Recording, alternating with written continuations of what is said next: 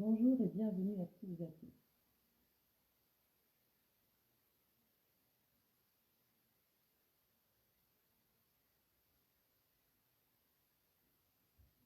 Je laisse les gens se connecter tranquillement, venir à la rencontre de ce que je propose maintenant, à savoir une méditation de groupe et aussi quelques échanges, quelques explications, quelques points de vue, quelques expériences vont m'accompagner.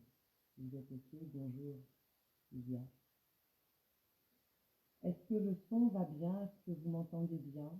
Est-ce que c'est clair pour vous, chez vous, dans...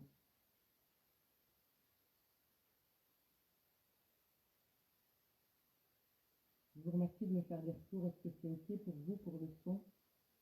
On n'entend pas bien. Bon, ben, peut-être que je vais garder le portable ici, je suis sûre on m'entend mieux. Je vais garder le portable en main.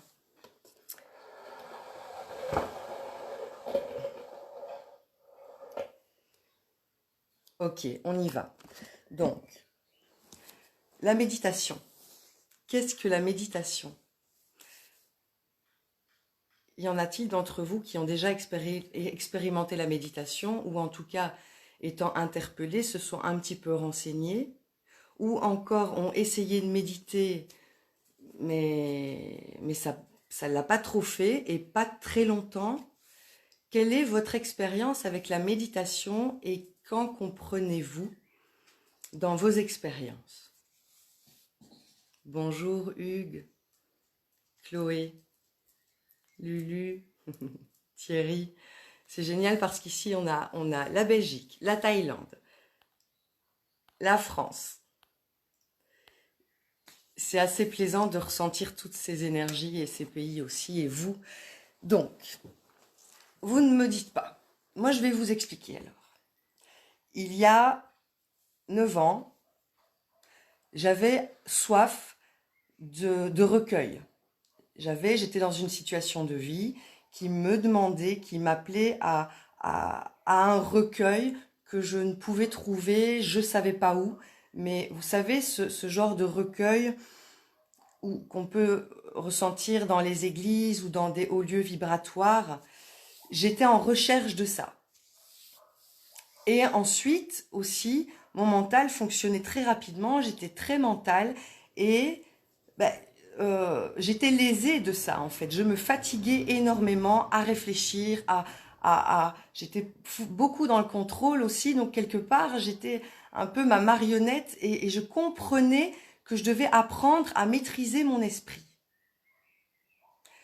Et donc, de par mes recherches concernant la méditation, j'ai vite compris, et aussi quand je lisais que des gens qui avaient créé de grandes choses pour l'humanité, eux méditaient au moins une fois par jour, d'accord? Parce que d'un esprit serein, d'un esprit clair, d'un esprit sans attache et d'un esprit libre peut en être vraiment l'émergence en flot. Et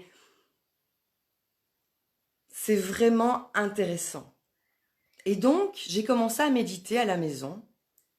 Un peu hyperactive aussi sur les bords, je n'arrivais pas à poser mes fesses sur le siège 5 minutes, sans bouger le petit doigt. Ça vous est déjà arrivé? Est-ce que vous avez déjà expérimenté la méditation? Et qu'est-ce qui s'est passé pour vous? Peut-être ça a duré 3 minutes? Ou pas? Parce que ton mental, il t'a dit, ah, mais je dois faire ça parce que ça, c'est important, par exemple. Ça vous parle, je suis persuadée que ça vous parle.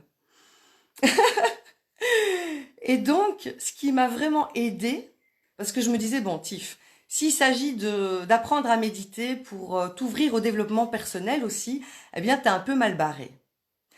Et je salue mon premier guide, mon premier enseignant, qui lui a été accompagné par, euh, par Rezin Rinpoche, et donc dans la philosophie bouddhiste, Bruno Lallemand, et j'ai appris à méditer, à revenir sur le corps, j'ai compris ce que c'était davantage la méditation, et je vais en reparler, hein, et après on va expérimenter, mais comme Bruno dit, comme les deux ailes d'un oiseau, on a besoin et de théorie et de pratique.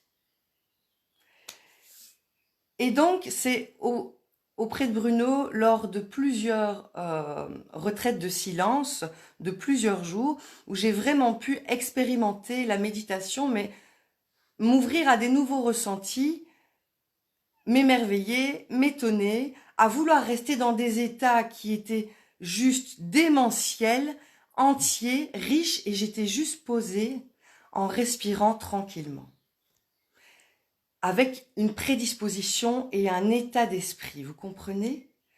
Et là, quand je suis rentrée à la maison, l'outil, les pratiques de méditation m'ont accompagnée tous les jours et parfois plusieurs fois par jour.